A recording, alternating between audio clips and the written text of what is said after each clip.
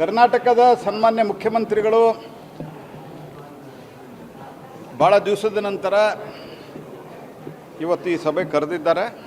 ಎಲ್ಲ ಸಂಸತ್ ಸದಸ್ಯರದು ನನಗೂ ಅವರು ವೈಯಕ್ತಿಕವಾಗಿ ಫೋನ್ ಮಾಡಿದರು. ಅವ್ರಿಗೆ ಮುಖ್ಯವಾಗಿ ಒಂದು ಸಲಹೆ ಕೊಟ್ಟಿದ್ದೀನಿ, ಸೆಷನ್ನು ಶುರುವಾಗೋಕ್ಕಿಂತ ಮೊದಲು ನೀವು ಈ ಸಭೆ ಮಾಡಿರಿ ಅಂತ. ಅವರು ಅದನ್ನು ಪಾಸಿಟಿವ್ ಆಗಿ ತೆಗೆದುಕೊಂಡಿದ್ದಾರೆ. ಎರಡನೇದ್ದು ಅವರು ಒಪ್ಪಿಕೊಂಡಿದ್ದಾರೆ, ನಾವು ಸಂಘರ್ಷದ ದಾರಿಯನ್ನು ಹಿಡಿಯೋದಿಲ್ಲ, ಇನ್ನು ಮುಂದೆ ನಾವು ಸಹಕಾರದ ಹಾದಿಯನ್ನು ಹಿಡಿತೀವಿ ಅಂತ. ನಾವು ಹೇಳಿದ್ದೇವೆ, ನೀವು ಸಹಕಾರದ ಹಾದಿ ಇದ್ದರೆ ನಾವು ಕರ್ನಾಟಕ ರಾಜ್ಯದ ನೆಲ, ಜಲ, ಸಂಸ್ಕೃತಿ, ಭಾಷೆ, ನೀರು, ಜಲ ಅಂದರೆ ನೀರಿನ ಇದರೆಲ್ಲದಕ್ಕೂ ಸಂಬಂಧಿಸಿದಂತೆ ನಾವು ಕರ್ನಾಟಕದ ಜನರ ಹಿತದೃಷ್ಟಿಯಿಂದ, ಕರ್ನಾಟಕದ ಹಿತದೃಷ್ಟಿಯಿಂದ ನಾವು ಸಂಪೂರ್ಣವಾಗಿ ಸಹಕಾರ ಕೊಡ್ತೀವಿ ಅಂತ. ಮತ್ತು ಫೈನಾನ್ಸ್ ಡೆವಲ್ಯೂಷನ್ ಬಗ್ಗೆ ಮಾತಾಡಿದ್ದಾರೆ. ಅವರಿಗೆ ನಾವು ಕ್ಲಾರಿಫಿಕೇಷನನ್ನು ಕೊಟ್ಟಿದ್ದೇನೆ. ಫೈನಾನ್ಸ್ ಕಮಿಷನ್ ತೀರ್ಮಾನ ಮಾಡ್ತದೆ. ಇದು ಫೈನಾನ್ಸ್ ಕಮಿಷನ್ನದ ಸಿಸ್ಟಮ್ ಮೋದಿ ಸರ್ಕಾರ ಬಂದ ಮೇಲೆ ಆಗಿಲ್ಲ, ಇದು ಭಾಳ ಮೊದಲೇ ಆಗಿದೆ. ಅದರಲ್ಲಿ ಸಾಕಷ್ಟು ಚರ್ಚೆಗಳಾಗ್ತವೆ, ರಾಜ್ಯದ ಜೊತೆಗೆ ಚರ್ಚೆ ಮಾಡ್ತಾರೆ. ಮೊದಲ ಪ್ಲ್ಯಾನಿಂಗ್ ಕಮಿಷನ್ ಮಾಡ್ತಾಯಿತ್ತು. ಈಗ ಸಾಕಷ್ಟು ಸಂಗತಿಗಳು, ಸೈಜು ಇತ್ಯಾದಿ ಎಲ್ಲರ ಜೊತೆಗೆ ಚರ್ಚೆ ಮಾಡಿ ಮಾಡುವಂಥ ಪ್ರಕ್ರಿಯೆಯನ್ನು ಮೋದಿ ಸರ್ಕಾರ ಬಂದ ಮೇಲೆ ಮಾಡಿದೆ. ಈ ಸರ್ತೆ 0.67% ಕರ್ನಾಟಕ ಡೆವಲ್ಯೂಷನ್ನು ಜಾಸ್ತಿ ಆಗಿದೆ. ಹಾಗಾಗಿ ಮತ್ತು ಇದರ ಜೊತೆಗೆ ಇನ್ಫ್ರಾಸ್ಟ್ರಕ್ಚರ್ಗೆ, ಅದು ರೋಡ್ ಇರ್ಬೋದು, ಮತ್ತು ಗ್ರಾಮೀಣ ರಸ್ತೆಗಳಿರ್ಬೋದು, ಅಥವಾ ನೀರಾವರಿಗೆ ಸಂಬಂಧಿಸಿದಂತೆ ಇರ್ಬೋದು, ರೇಲ್ ಇರ್ಬೋದು.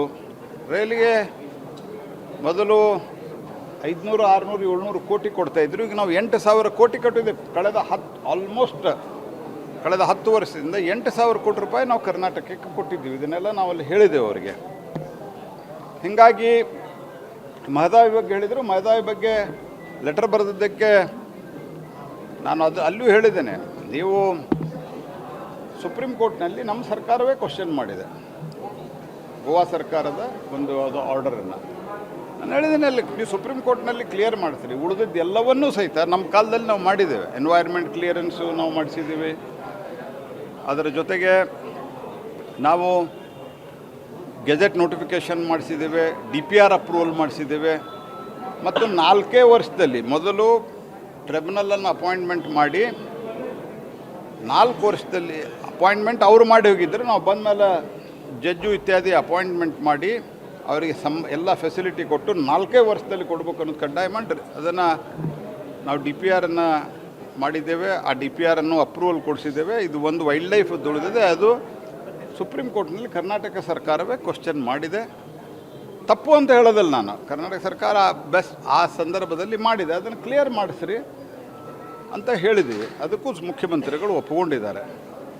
ಮತ್ತು ಇದರ ಜೊತೆಗೆ ಬೇರೆ ಬೇರೆ ವಿಷಯಗಳನ್ನು ಅವರು ಪ್ರಸ್ತಾಪ ಏನು ಮಾಡಿದ್ದಾರೆ, ಅದರಲ್ಲಿಯೂ ಕೂಡ ಈಗ ಉದಾಹರಣೆಗೆ ಮೇಕೆದಾಟು ಬಗ್ಗೆ ನಾವು ಪೊಲಿಟಿಕಲ್ ಸ್ಟೇಟ್ಮೆಂಟು ನಾನು ಅಲ್ಲಿಯೂ ಮಾಡಿಲ್ಲ, ಇಲ್ಲೂ ಇವತ್ತು ನಾನು ಮಾಡಲ್ಲ. ಅನ್ಲೆಸ್ ಕರ್ನಾಟಕದ ಸರ್ಕಾರ ಏನಾದರೂ ಮಾಡಿದರೆ ನಂತರ ನಾನು ನಿಮ್ಗೆ ರಿಯಾಕ್ಷನ್ ಕೊಡ್ತೇನೆ. ಮೇಕೆದಾಟುವಲ್ಲಿ ಅವರು DPR ಕೊಡಬೇಕೀಗ. ಒಂದಿಷ್ಟು ಕ್ಲಾರಿಫಿಕೇಷನ್ ಕೇಳಿದ್ದಾರೆ, DPR ಕೊಡಬೇಕು.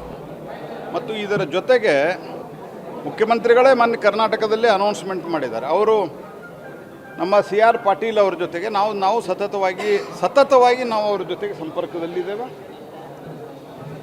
ಕಾವೇರಿ, ಕೃಷ್ಣ, ಗೋದಾವರಿ ಇದನ್ನು ಮಹಾನದಿಯಿಂದನೂ ಸಹಿತ ಏನು ಎಕ್ಸೆಸ್ ನೀರಿದೆ ಅಲ್ಲಿ, ಈ ಎಲ್ಲ ಸಂಗತಿಗಳನ್ನು ಸಹಿತ ಜೋಡಿಸೋದರ ಬಗ್ಗೆ ವಿಶೇಷವಾದಂಥ ಒತ್ತನ್ನು ಕರ್ನಾಟಕ ಸರ್ಕಾರ ಕೊಟ್ಟಿದೆ, ಕೇಂದ್ರ ಸರ್ಕಾರ ಕೊಟ್ಟಿದೆ. ಕರ್ನಾಟಕ ಸರ್ಕಾರ ಅದನ್ನು ಸ್ವಾಗತ ಮಾಡಿದೆ. ಹೂಳೆತ್ತುವ ಸಂಬಂಧ ಪ್ರಧಾನಮಂತ್ರಿಗಳು CR ಪಾಟೀಲ್ ಅವರಿಗೆ ಸೂಚನೆ ಕೊಟ್ಟಾರೆ. ಎಲ್ಲ ಡ್ಯಾಮ್ಗಳ ಹೂಳೆತ್ತಲಿಕ್ಕೆ ವಿಶೇಷ ಕಾರ್ಯಪಡೆ, ವಿಶೇಷವಾದಂಥ ಟೆಕ್ನಾಲಜಿ ಮತ್ತು ಫೈನಾನ್ಷಿಯಲ್ ಸಪೋರ್ಟ್ ಮಾಡ್ಬೇಕಂತ ಅದನ್ನು ಮುಖ್ಯಮಂತ್ರಿಗಳು ಸ್ವಾಗತ ಮಾಡಿದ್ದಾರೆ.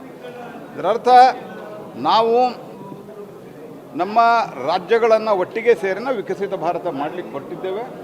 ಹಾಗಾಗಿ ನಿಮ್ಮ ಸಹಕಾರ ನಮಗೆ ಬೇಕು ಅಂತ ನಾವು ಮುಖ್ಯಮಂತ್ರಿಗಳಿಗೆ ಹೇಳಿದ್ದೇವೆ.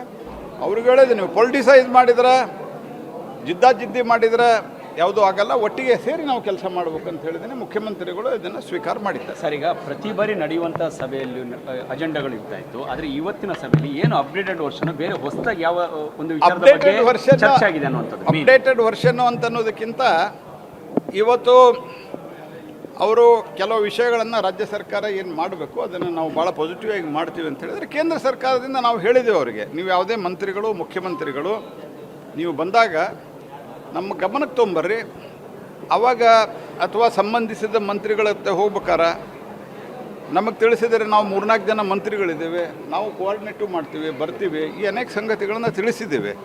ಹೀಗಾಗಿ ಸಮ್ ಆಫ್ ದಿ ಥಿಂಗ್ಸ್